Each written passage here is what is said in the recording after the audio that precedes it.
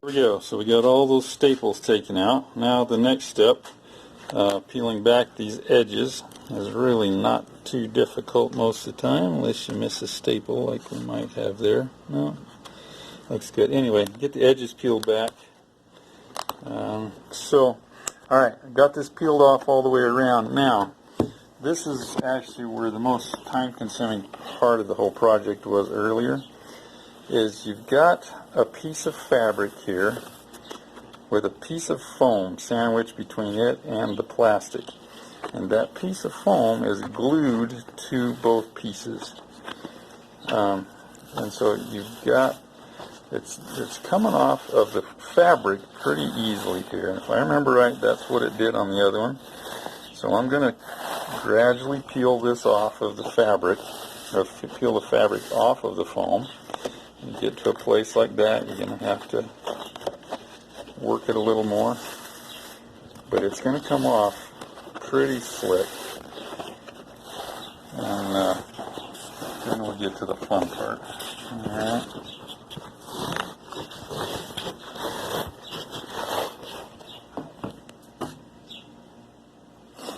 Yeah, sometimes these are all two-handed jobs, but at least you're going to see the picture of how this works here. So we're getting that to peel back pretty good there. See if my knee will work as another hand. But do that, and bingo, there she's going. She's peeling right off of there. Alright. So, now, if I was, depending on what direction I was going here, maybe I was after this piece of cloth because it matched my interior and I had an old one like mine there. So I've got a decent piece of cloth there. Now what am I going to do with it? If I've separated that other one like that and I've come up with something that came apart pretty easy, then bingo, I'm in good shape.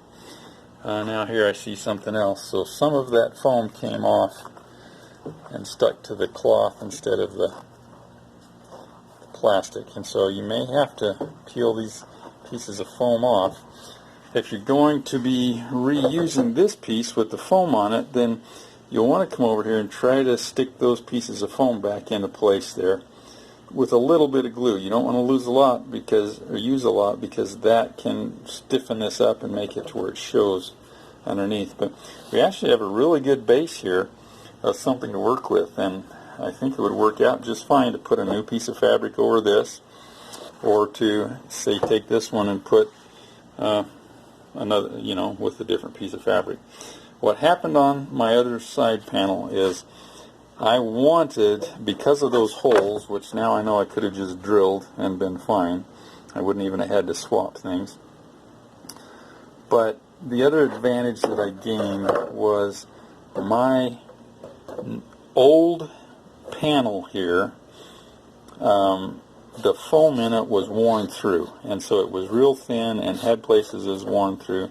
Not the end of the world, but I'm looking at it going, hey, I've got a good piece of foam here, so let's try to get it off and reuse it. And it took me about an hour to get it, but I did, by getting under the edge with something sharp like a putty knife, I was able to start here and gradually break that glue loose a little bit at a time. You're going to lose some of the foam in the process, but not much. It's a little tiny layer of it. But it allows you, doing this allows you to free up that foam from this plastic panel here. And you work your way up through it like that. And obviously it's going to help to have another hand to pull it back here so you see what you got going. But there's my glue, and actually on this one I found that by running the putty knife back and forth it came off easier. And I'm not going to do this whole panel, but I just wanted to show you that you can do that. So by investing some time in here and being careful, I could have gotten this piece of foam off so that I could have reused it underneath my piece of cloth from that panel after I'd taken it off of there. So that's just the nature of how these things can be done. So to put it back, you're going to want some of that 3M adhesive. Well, they make several brands of it. Here's the one that I use. Get out in the sunshine here. A Loctite spray adhesive, and like I said, I just picked this up at Walmart. It's a contact adhesive, and I like it because it's water and heat resistant. Heat's important inside a car. But anyway, you're just going to take this, and when you get ready to put it back together, you're going to, well, okay, first of all, you're going to want to end up scraping this glue off of there. It'll just give you a better bond if you can get most of it off. Again, doesn't have to, but it will give you a better bond. So scrape it off, and then what happens is you spray the adhesive on the panel, and then you spray it on the foam, and you let them dry for 30 seconds to a minute so they tack up good, and then very carefully put them in place and push them down. And this stuff's contact adhesive, so when you touch it together, it's stuck. So be careful and get your pieces laid out correctly. And sometimes it helps even to kind of do this part of it at a time. Maybe lay your panel in place, or your foam in place, and then fold the bottom half of it up so that you still got the top edge as a locator. And fold the top up, and this might take a helper, but glue the bottom half of it, and once it's dry, then you can fold the top half back and glue the top half, and that way you keep everything in place. So that's how you do that. Then again, when you're ready to put your cloth on here, you're going to spray your glue on the back of your cloth, spray it on the back of here, and get it positioned again carefully, and spread it down, get it ready to go. Then you're going to fold it over, and you're going to spray some glue along all these surfaces where the edge rolls over again, there, and then along the inside surfaces of the cloth that are going to be hanging out. Spray a layer of glue on there, and then let it tack up good, and then take it and fold it over here a little bit at a time, and get it all located in place.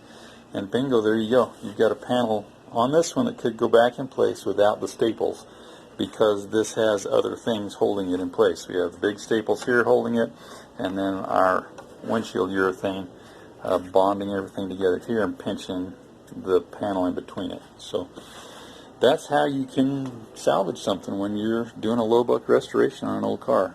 And it just look around, keep your eyes open. All these things are doable, and there we have basically the end of our panel project. Well, I'm going to do one more video as I'll show you how to spray that spray adhesive on there and fold our gray noise barrier insulation back down in place. So we'll do that once that thing hardens up, and that'll be the wrap up for this video. Here's about the last step on this thing. Got my Loctite spray adhesive for, actually interesting, doesn't say it's for upholstery specifically, but there it does for carpet and other things. So it'll work anyway. What I'm going to do is spray a good coat of it on here.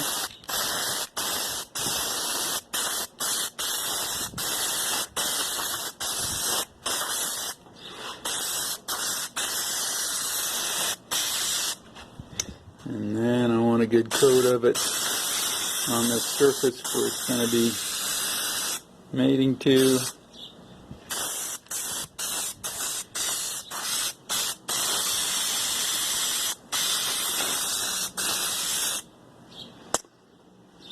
And we'll let that sit for a little bit.